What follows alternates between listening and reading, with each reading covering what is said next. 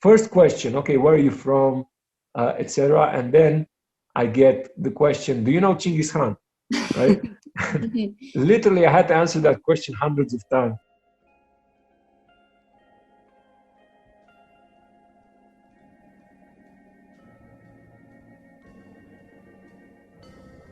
Hi everyone, this is Modern Mongolia podcast. My name is Dana, and today we have Andrei from Romania, and he's been living here in Mongolia since last February. And interesting thing is he ended up here by accident because of the lockdown, and we wanted to talk with him about like how he's finding life here in Mongolia and how he's dealing with this whole lockdown situation and being stuck here. So hi Andrei, how are you today? Sembetsano, hello everyone, good morning. I'm fine in this very cold Ulaanbaatar December day. And how are you? I'm great, thank you very much. I just had this unexpected guest and had to delay it for 5 minutes, but it's fine now. And can you tell me what happened, why you are stuck here? Well, the story of me coming here is quite interesting. I wasn't planning to initially. I study in China. I'm doing this Ph.D. program in China, in Shanghai. So just before this whole pandemic thing started, I went home on vacation to visit my family in Italy. And then my girlfriend, who's Mongolian, she went home as well here in UB. And then at the last moment, I kind of decided to visit her and meet her family for Tsagansar before returning to China, because our plan is to return to China as soon as possible. So I came here. I was convinced that I was going to be here around 1 month at most. So I came here and then couldn't leave anymore because of the lockdown. The borders were closed and yes, everything was shut down. Yeah. But fortunately, it was very easy for me because the immigration office didn't create a lot of bureaucratic problems. They actually were very nice and very understanding and prolonged my visa every month. So yeah, this is pretty much the story of how I got here. But I'm very happy. I'm honestly very happy to be stuck here for several reasons. Yeah. That's very interesting. So I think we'll talk about it a bit later. So have you ever been here in Mongolia before last February? So you have your girlfriend is Mongolian. So I assume that you have been here, or maybe not. Yeah, no, actually, this was my first visit. So this was your first time, I see. My first time. And I just came to visit and to meet her parents. I was actually very curious about Mongolia because, as an anthropologist, to be honest, Mongolia is one of the most exotic places you can think of from a European perspective, right? As an anthropologist, I was always curious of visiting Mongolia and knowing this nomadic culture you have. I had never been to Mongolia, but I was very happy, having the opportunity to do it. But my girlfriend and I, we've been together only a year and a half, so I didn't have time to visit actually, much time. But once I got the opportunity, I was very excited to take it. Yeah. What is your field of research? I'm just asking in curiosity because you're also a fellow anthropologist, and I didn't ask about that. Yeah. No problem. Well, I'm very happy to talk about that. I'm an anthropologist, and I'm focusing on religions. So I study different religions around the world, applying a sort of a complex systems perspective. And here in Mongolia, I actually wasn't planning to do any research, although I was interested in certain aspects like Buddhism. I've been studying it a lot, and shamanism. But now I'm actually planning to, since I'm here, I'm planning to do some research on shamanism. I already started interviewing and participating in some shamanic rituals. And I find all that very, very interesting. So Mongolia is a perfect country for anthropological research. Yes. Yeah, I think shamanism is also very interesting and one of the most researched topic about Mongolia. But yeah. And how long have you lived in Shanghai? Well, I've been in Shanghai. I lived there for like 2 years, 1 year and a half before the pandemic. And then, the pandemic started and I had to, now I literally cannot go back because in order to go back, you need a visa. And in order to get a visa, you need the Chinese university to call you back, which they are not at the moment. So basically my options will be, I don't have the options of going back to China. So I either stay here in Mongolia or go to Europe. Again, I'm very happy to be stuck here in Mongolia. What do you think about Mongolians? Like, did you have any assumptions or did you have any idea in your mind, like stereotypes? What kind of aspects were real and what kind of aspects were different about Mongolians? Well, to be honest, before meeting my girlfriend and before going to study in Shanghai, I knew very little about, I knew no Mongolians, and I knew, let's say, very little about Mongolian culture, except for the fact that I was already listening to, I like ethnic music, such as the Merinhur, for example, in Mongolia, or Umi, and I was already listening to the band The Who. They're already quite famous internationally. So this is pretty much what I knew about Mongolia. As an anthropologist, of course, I knew about shamanism. I knew about nomadic culture a little bit.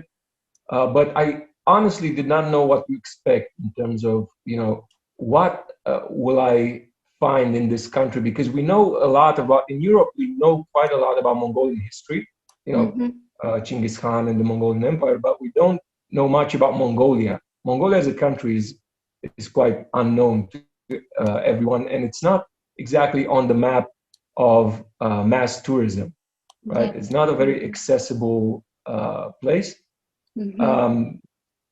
That is actually another reason for me to be excited about being here, because I don't like common places. I don't like places that everyone visits, and I don't like mass tourism in general. And about Mongolians, well, again, I did not know a lot. So except for my girlfriend and some of her friends that I met, I really did not know a lot about Mongolians, did not know what to expect. I had heard some people who have been here, or I read some articles, and I heard, mixed things about Mongolia. For example, people here are kind of rough. That's what I heard right before coming here. People here are kind of rough. They don't really like foreigners, especially foreigners with Mongolian girlfriends. And well, that's pretty much it. And there are some social and economic problems about alcoholism and other issues that you hear. Now, coming here, first of all, the general appearance of the country kind of surprised me, because I kind of heard that Mongolia had a communist regime up to 1990, but I didn't expect it to be so similar to, UB, for example, is quite similar to a Romanian town in the 90s, right, in the 1990s, right? Because we also had a communist past up until 1989. So the general, layout of the city, the buildings and everything, it's quite similar to what we had before we entered the European Union. And then things started changing quite a lot. But so it was surprisingly similar. Another thing, so I kind of felt at home a little bit here, compared to China, where you never feel at home. Here in Mongolia, kind of everything looks kind of familiar a little bit, and including the winter. we don't have such cold winters, I have to tell you that. But we do have a lot colder winters than Shanghai, for example, or other places that I lived in. So the snow kind of seemed familiar. The buildings seemed familiar. The bread also seemed familiar. Yeah, you're gonna laugh, but bread is an issue since I moved to Asia to live in Japan and a little bit in Thailand and China. And there's also this bread issue because I'm used to eating bread a lot as a staple food, and you can't find it in Asia, or what they call bread is something quite different. So here again, like the food that people eat and the buildings and the weather is kind of familiar. And about Mongolians, you know, I had heard that they don't really like foreigners and they're going to have a lot of problems and be prepared to get into, you know, conflict or even violent situations. But it did not happen to me yet, at least. And I didn't have, I mean, I got some bad looks, like maybe walking on the street with my girlfriend, but not much else. And everybody I actually met and changed a few, you know, words with were, I mean, I don't know, we're very hospitable and very nice and very willing to explain me a lot about Mongolia and Mongolian culture and Mongolian history. So I find Mongolians to be actually a lot warmer than you know than I expected and than what I heard. Right. So that was my first impression of Mongolia. I had positive experience with Mongolia, unlike other people. I talk to expats all the time, and they always tell me about negative stuff, a lot of negative stuff. But I did not experience it. I mean, they might be right, they might be wrong, I don't know. But I'm talking from personal experience. I can say that I had a great human connection here. Yeah. For me, it's very interesting to hear that you're finding Mongolia more familiar than everything is like a novelty to you. So it's very interesting. Yes, there's like a lot of Russian culture legacy here. So I think that is true, that you might feel familiar because like a socialist past is very familiar to the European former socialist countries, I think. Have you ever met another Romanian here? Actually, I was planning to. The ambassador of the European Union to Mongolia is Romanian, but somehow we've been planning to meet for a while, and we actually been to this charity event, but we somehow missed each other. But other than that, no, I don't know of any Romanians here. So, but I met a lot of expats, but not Romanian. What do you think about the general levels of English of Mongolians? Is it difficult to navigate socially in terms of the language? How do you find it? Well, I'm actually surprised, pleasantly surprised, because Mongolians, especially young people, they have a better level of English than most other Asian countries have. Even though Mongolia is not a very touristy country, young people here put a lot of stress on education, and especially English language, because I suppose they want to go abroad and study. And the level of English is actually pretty good. I'm now teaching English at a high school here, and I can say that my students' level of English is excellent. So I can communicate with them about very complex topics, and yeah, they always pleasantly surprise me. So again, compared to other countries I've visited in Asia, the level of English is quite good. So it's very nice that you already find a job in local high school and teaching English. What kind of taboos that you have encountered here? I also heard that what you said is true, that the foreigners with the Mongolian girl is kind of a taboo here. And beside that, did you have any encounter taboo situation? Taboo situation as in what not to do here? Yes, I can't think of one really, because maybe it's because I don't really think about these things. I kind of adapt to it, and then I don't think, as an anthropologist, I don't find anything really awkward, right? Because I adapt to it immediately. I take it, okay, this is the local culture, local customs. I have to do it their way. I can't, like, I don't understand people who just move to a country and then start complaining about local customs, right? You move to a country, you have to adapt to it. There's no matter how weird, awkward, or you might find it, it's you who has to adapt to it. And Mongols are not that, I would say, awkward. I ate a lot of stuff that I wouldn't normally eat, right? But and that I found a bit awkward, but I did try my best. But no, in terms of customs, I've been following all. I've been to Buddhist temples. I've been to shamanic rituals, so I follow all the do's and don'ts. Mongolians grant a lot of respect to older people, which I find very, very good, actually. No,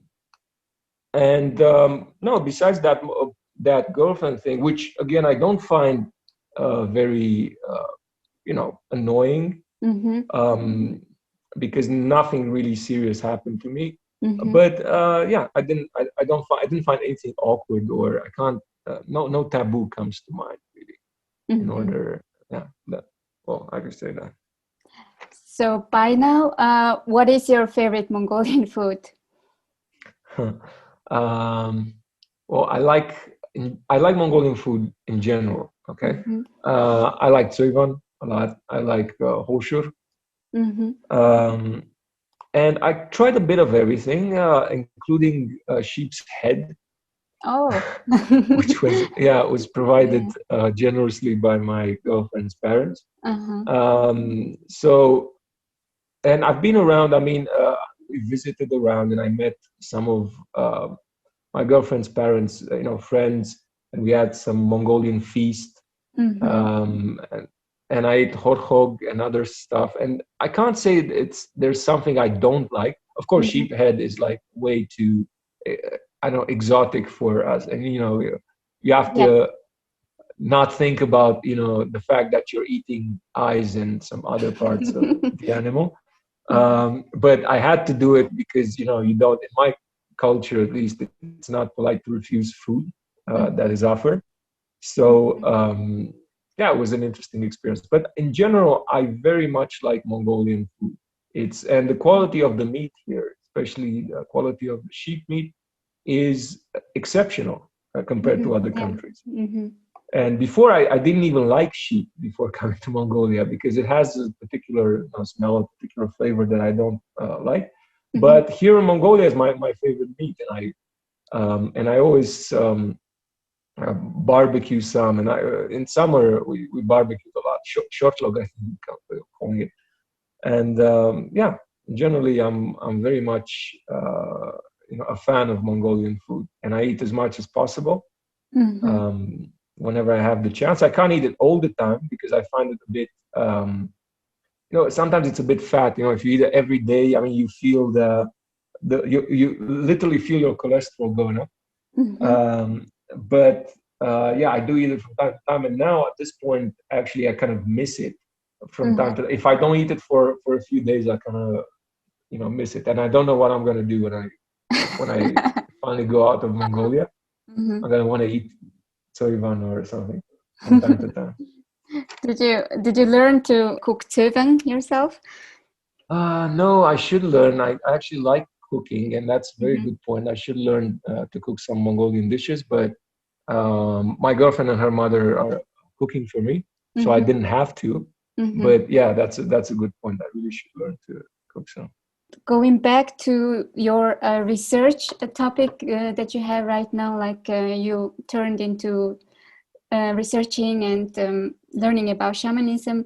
How are you, like, how do you manage to find shamans and doing participant observations and fieldwork during this time?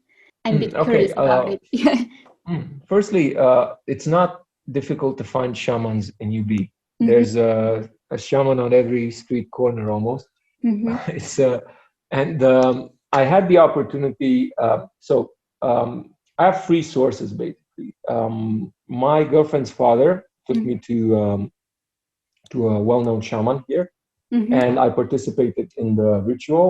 And actually, it was very funny because something actually happened to me. The shaman was very willing, or the spirit was very willing to tell me a lot of information, to give me a lot of information.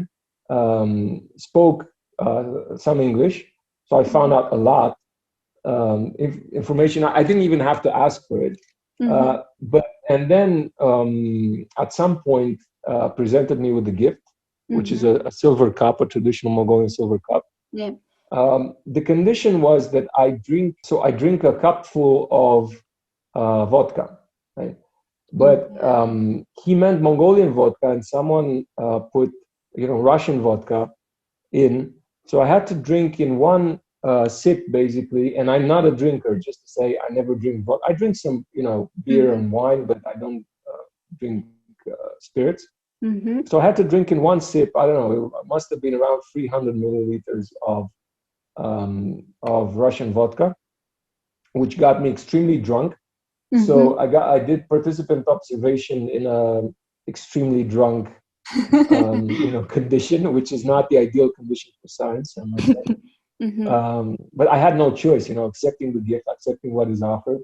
Anyway, it was gruesome for me because I recovered. It took me 2 or 3 days to recover completely. I had a fever the next day. I was so drunk because I'm not used to it, right? So, but anyway, that was a very, very interesting experience. And then I met. I'm also teaching here at the local kendo club.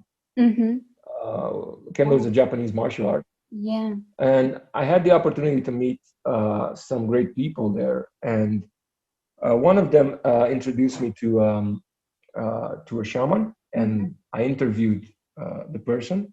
I didn't do any participant observation, just an interview. Also, another source of my research, I met some Mongolian anthropologists here, and they pointed me, or they're starting to point me in the right direction.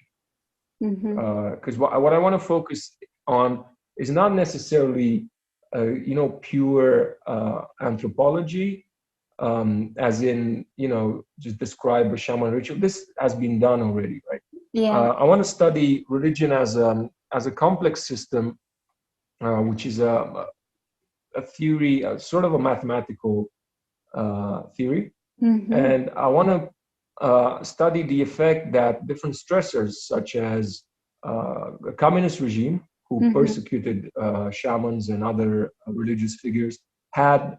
So the effect that this kind of stressors had on this system, the religious system. So I'm more interested in finding out how shamanism and even Buddhism recovered after the communist period, and people's religiosity increased, and why there are so many shamans, things like that. And also about this pandemic. This pandemic is also a stressor. So how does this pandemic influences people's religious behavior, people's beliefs? Yeah, for example, it's not related to shamanism, but it could be interesting to think about how it's affecting the fact that people can no longer publicly celebrate the Tagansar Lunar New Year, and this is like a partly very much religious and also very traditional ritual and part of their life. So exactly what I'm interested in. Yes, I would like to interview not only shamans or monks, but also common people, and I want to find out how this affects their belief. Indeed, it's very interesting. It's a very it's sort of like a natural experiment that we're living. So a lot of research opportunities. I came back 2 months ago from Budapest, and I studied cultural anthropology there. I'm now considering myself quite westernized, and when I came back, I'm having this transitional period of, I could say that, assimilating back to the Mongolian culture. So that's why I started to see my own culture as foreigner. So there is actually a lot of topics that is not discussed. For example, the representations of Mongolians. For me, from European perspective, it's, as you said in the start, too much exoticized and like kind of idealized nomadic life. What do you think about the representations of Mongolian culture as you now see that the real Mongolian life here? Well, as you know, we're all looking for this ideal time when unpolluted by modernity, unpolluted by globalization. We're all looking for this ideal time and place. And I think many people, when they think about Mongolia, they imagine such a place with herders and yurts, how we call it in the West, and cattle. Yes. And indeed, when one thinks about Mongolia, including me, I thought about it in these terms, because this is actually, and I don't think that's a bad thing, because this is actually what makes Mongolia special. It's not UB that makes Mongolia special, right? It's not the urban culture, because this urban culture, you can find it in hundreds of other cities around the world. This type of urban culture, of course, it has sort of a Mongolian specificity, but it's not very different. If you look at UB, it's not very different from a lot of other cities. But what makes Mongolia special is the fact that Mongolians are, first of all, quite conservative, right? There's this anthropological theory that connects nomadism to this conservative spirit, saying that Mongolians, referring specifically to Mongolians, they move so that they don't change, so that they stay the same. So they move around, they change place, so that they themselves and their inner selves and their culture, they stay the same. And I kind of agree with that. But coming back to your question, well, you have to understand that what we know about Mongolians in Europe as Europeans is first of all related to Mongolian history.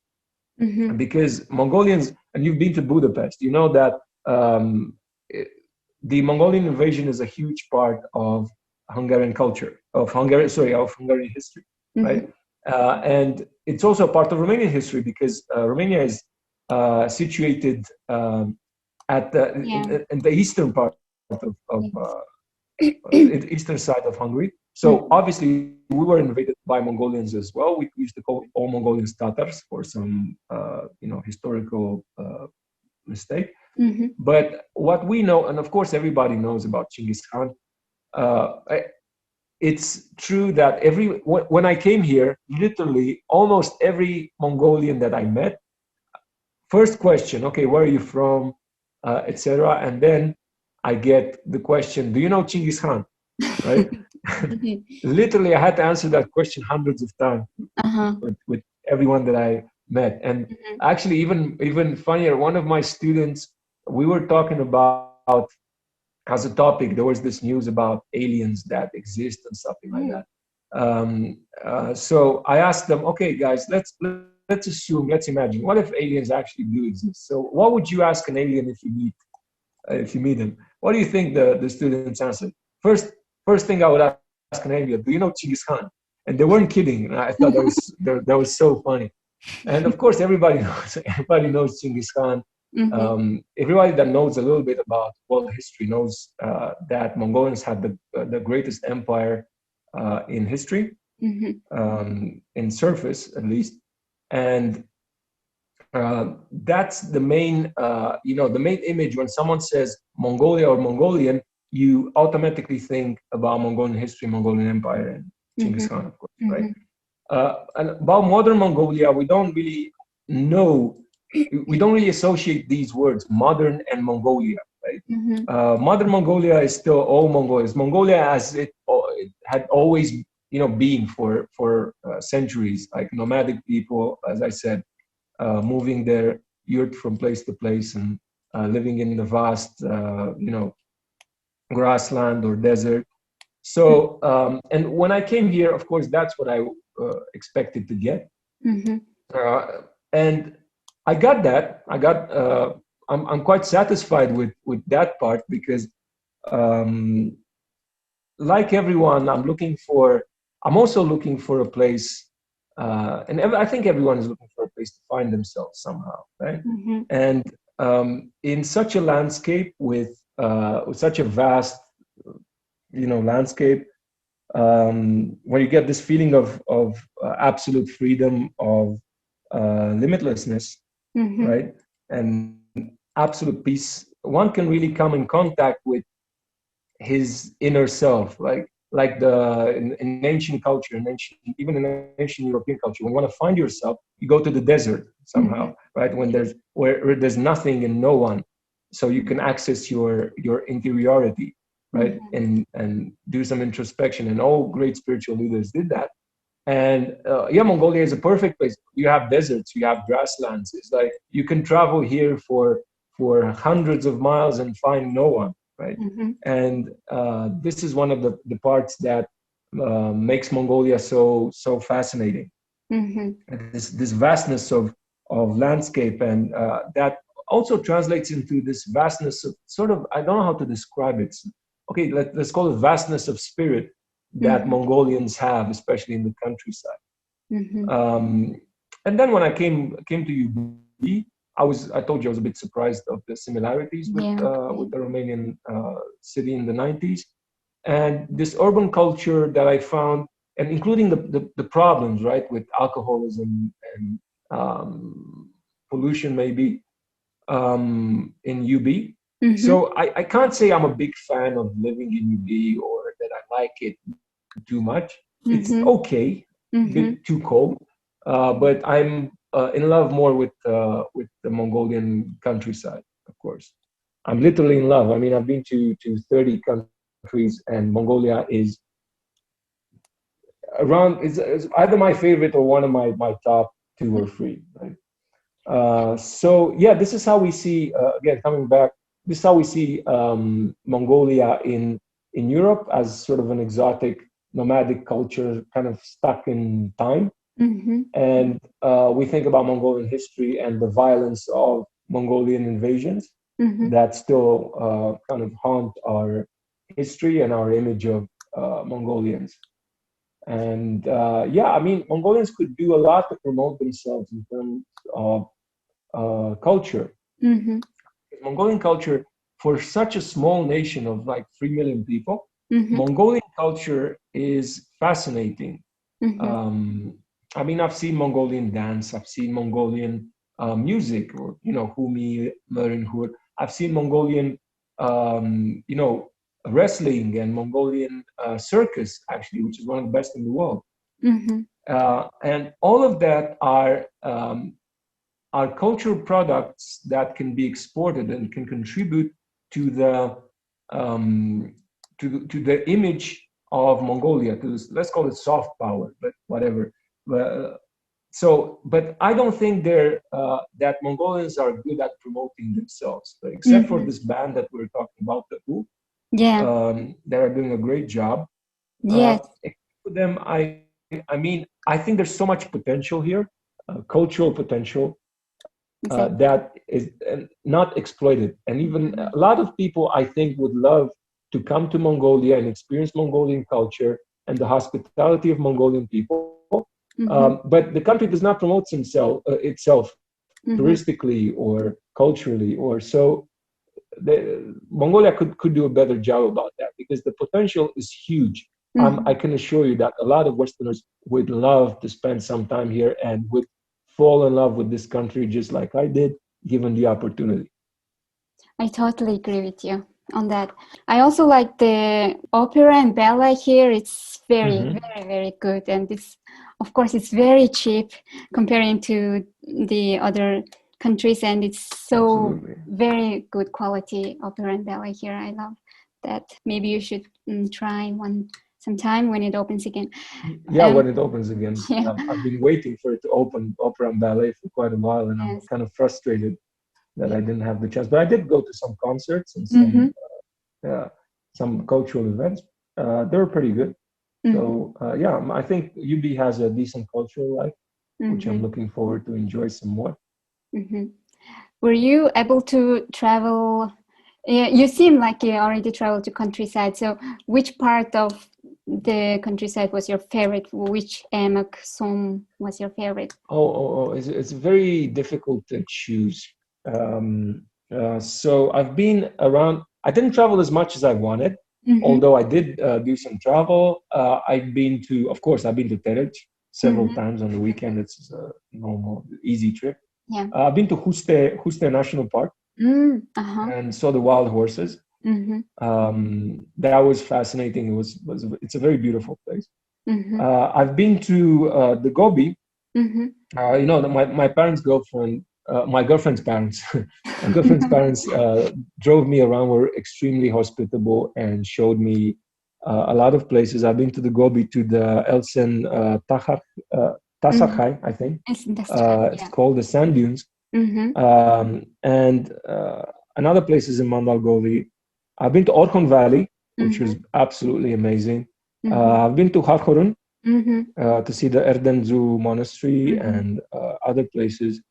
I've been to Uvurhanga, I think, when I saw the hot springs. What else? Oh, this summer I volunteered to go to teach English for a couple of weeks in a place called Noroflin in Henti province. At the local school. It was an amazing experience. I got to see a lot of historical places,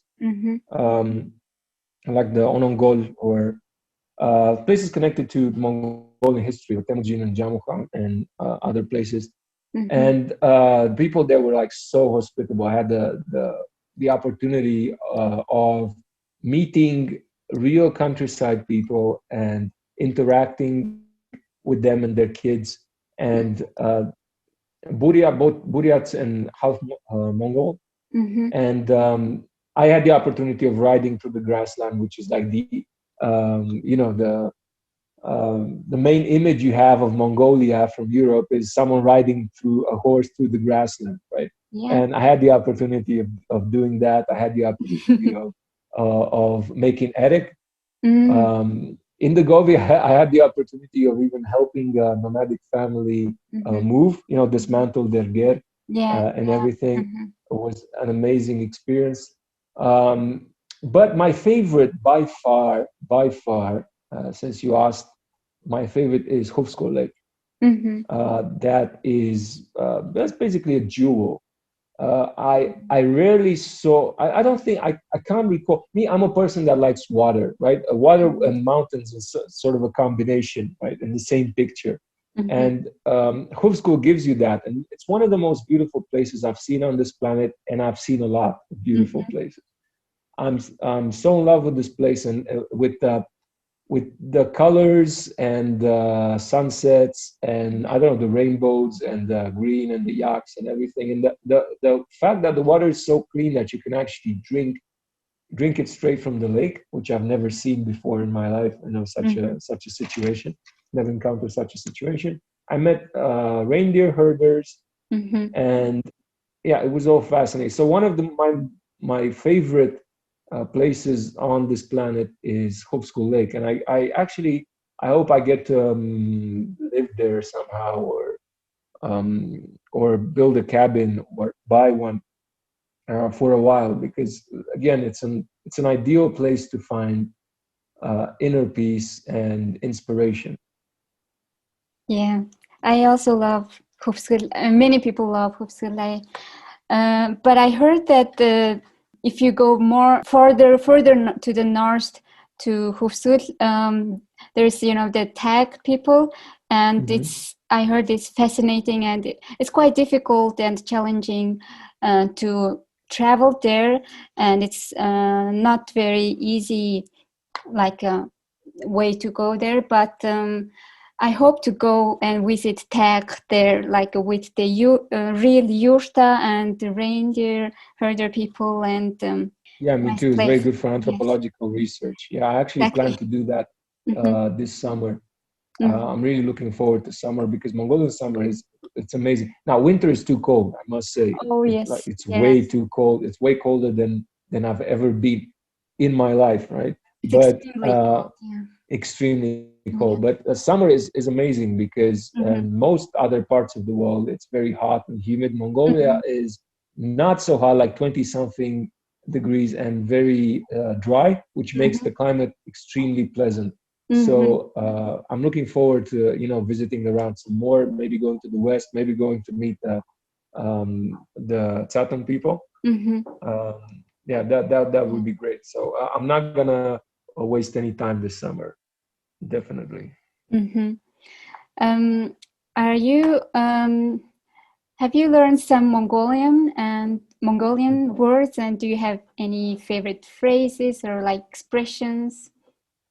How do you Well, find Mongolian language? unfortunately, I was quite lazy, although I can say hi or thank you, Simbano, Baikla, stuff like that. I learned the numbers from 1 to 10 and some colors and some, name from animals or like common objects. But I can't say I can make a phrase in Mongolian or because I have no excuse. There's no because. I have no excuse. I should have learned, definitely should have learned more Mongolian. Some sounds are really challenging. Yeah. And I didn't know the alphabet before I came here, so it kind of took me a while to figure that out. I'm getting slowly. I'm getting better at it. Not as much as I should have, but I'm trying. I'm actually planning to go to. There are these free courses for foreigners in Mongolian language, and I'm planning to take it. But yeah, so and one thing I like about Mongolian language and Mongolian culture in general, about related to language, is that you guys have many sayings. Like everything, we talk about something, and then my girlfriend goes, "Oh, I have a saying. We have a saying for that." And then she provides me with this piece of wisdom, like of Mongolian wisdom, concentrated piece of Mongolian wisdom in a phrase. Like I don't know, stuff like she just told me like about 5 today since this morning, right? She's always telling me these things like I don't know, long. What I remember from today is like, long tongue strangles neck, means like if you talk too much, Yes. you're gonna get in trouble. Like, Yeah. or a stupid wanderer is better than a sitting genius. You learn a lot of things traveling, stuff like that. So that part I find absolutely fascinating. And I do want to learn more about Mongolian language. Obviously, if I'm gonna spend more time here or even stay in home school for a while, I'm definitely gonna improve my Mongolian to be able to communicate with people. Okay.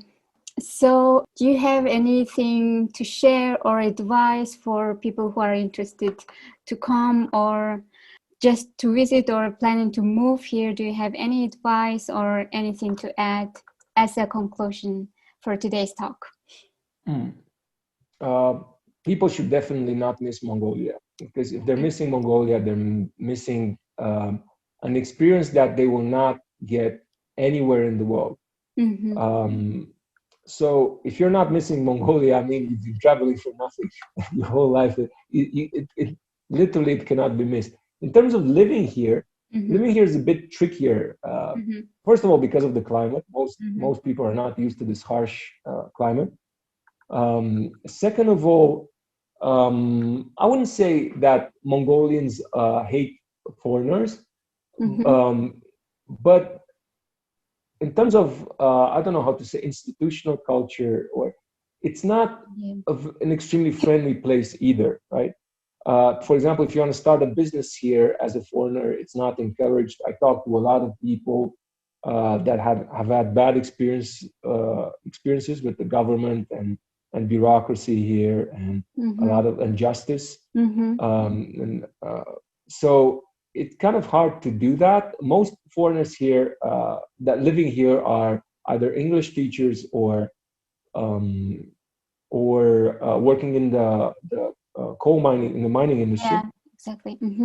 Mongolia is not a place you would retire, such as, I don't know, Thailand, or not a place you would retire to, not a place to come and get away from it, live a peaceful life. But it is a great place to find yourself, to experience a new culture in an amazing landscape. If you don't want to to produce. I mean, if you don't want to build a business, which I think is challenging in Mongolia, because I find that the government doesn't really encourage foreign investment for some reason, which makes it kind of difficult for Mongolia to develop in some ways. I mean, it's good that they keep the value in Mongolia, but at the same time, in order to produce value, you need to expand your capacity, your productive capacity, right? So foreign investment up to a point, I think, is a very good idea, but it's very hard to do that in Mongolia. So that means it's very hard for UB, for example, to become a very cosmopolitan business center. But moving here in order to get away from everything and finding that inner peace or that inner self that we're all looking for, at least for a while, I think it's a very good idea. And I've met foreigners who do this and are very happy with living here. So, and this is what I want to do myself, I told you, at least for a while in a place like Hupsko. But other than that, that depends on what you're looking for. But in terms of tourist experience, even though Mongolia lacks a little bit of tourism infrastructure, I would kind of improve, the roads, for example, or hotel infrastructure. But other than that, Mongolia still has a lot of places, a lot of things to offer. And even this kind of off-road experience that you get in some places, some people are really attracted to that, as opposed to, having a perfect highway and perfect access to everything. Challenges make it more interesting, right? So again, I tell everyone not to miss Mongolia as an experience, and and that's it. And I'm very, very, again, I'm very happy to be here, and I'm very, I don't know, I might sound too positive about this pandemic. I don't want it, but it's a horrible thing and killed a lot of people, and I regret that. But for me, it wasn't a negative thing, being locked here, because otherwise I wouldn't have the opportunity to get to know this wonderful country and its wonderful people. Thank you so much, Andrei. It was very nice to hear your talk and your experience. And thank you so much. Today we talked about how Andrei stayed here due to the lockdown and how it turned into kind of unexpected, pleasant lockdown situation. So thank you very much, Andrei, for talking to me. And thank you very much. Good luck with your podcast. Thank you so much. I'm sure a lot of people will find it interesting. Thank you so much. And have a great weekend. Thank you. Enjoy your weekend. You too. Bye. Bye.